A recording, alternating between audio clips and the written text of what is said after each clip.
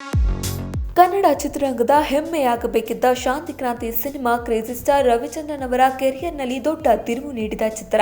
ಶಾಂತಿ ಮತ್ತು ಕ್ರಾಂತಿ ಎರಡು ಮುಖಗಳನ್ನ ತೆರೆ ಮೇಲೆ ತರಲು ಹೊರಟಿದ್ದ ರವಿಚಂದ್ರನ್ ಈ ಒಂದೇ ಸಿನಿಮಾಗಾಗಿ ಕೋಟಿ ಕೋಟಿ ಹಣ ಸುರಿದಿದ್ದಾರೆ. ಆದರೆ ಬಿಡುಗಡೆಯಾದಾಗ ಪ್ರೇಕ್ಷಕರು ಈ ಚಿತ್ರವನ್ನ ಸ್ವೀಕರಿಸಲಿಲ್ಲ.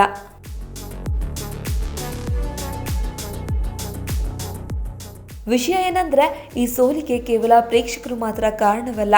ಚಿತ್ರರಂಗದ ಕೆಲವರು ರವಿಚಂದ್ರನ್ ಅವರಿಗೆ ಹೆಜ್ಜೆ ಹೆಜ್ಜೆಯಲ್ಲೂ ಕಿರುಕುಳ ನೀಡಿದ್ರು.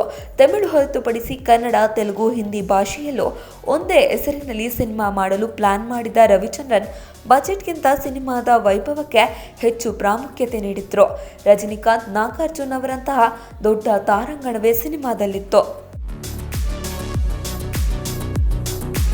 ಈ ಸಿನಿಮಾದಲ್ಲಿ ಬರುವ ಮಧ್ಯರಾತ್ರಿ ಹೈವೇ ರಸ್ತೆಯಲ್ಲಿ ಹಾಡಿಗಾಗಿ ಬೆಂಗಳೂರಿನ ಎಂಜಿ ರಸ್ತೆಯಲ್ಲಿ ಆಗಿನ ಕಾಲದಲ್ಲೇ ಬರೋಬ್ಬರಿ 5 ಲಕ್ಷ ರೂಪಾಯಿ ಖರ್ಚು ಮಾಡಿ ನೀರು ಸುರಿಸಲಾಗಿತ್ತು. ಇನ್ನು 25 ಕ್ಯಾಮೆರಾಗಳನ್ನು ಬಳಸಿ 50 ಎಕರೆ ಜಾಗದಲ್ಲಿ ಬೃಹತ್ ಸೆಟ್ ಹಾಕಿ ಕ್ಲೈಮ್ಯಾಕ್ಸ್ ಶೂಟಿಂಗ್ ಕೂಡ ಮಾಡಲಾಗಿತ್ತಂತೆ. ಇಷ್ಟೆಲ್ಲ ಶ್ರಮ ಹಾಕಿದ್ರು ಇಂಡಸ್ಟ್ರಿ ಬಂದ್ ಹೆಸರಿನಲ್ಲಿ ಬೇಕಂತಲೇ ಶೂಟಿಂಗ್ಗೆ ತೊಂದರೆ ಕೊಡುವ ಕೆಲಸಗಳು ನಡೆದಿದ್ವು.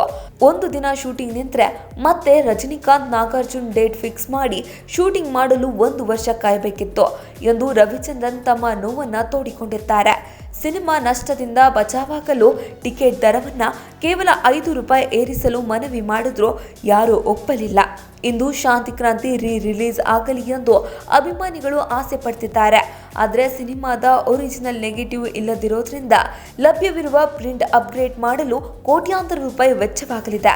ರವಿಚಂದ್ರನ್ ಅವರ ಮಗ ವಿಕ್ರಮ್ ಈ ನಿಟ್ಟಿನಲ್ಲಿ ಪ್ರಯತ್ನಿಸುತ್ತಿದ್ದಾರೆ ಎನ್ನಲಾದರೂ ಸದ್ಯಕ್ಕಂತೂ ಸಿನಿಮಾ ಮತ್ತೆ ಥಿಯೇಟರ್ಗೆ ಬರುವುದು ಅನುಮಾನವಾಗಿದೆ.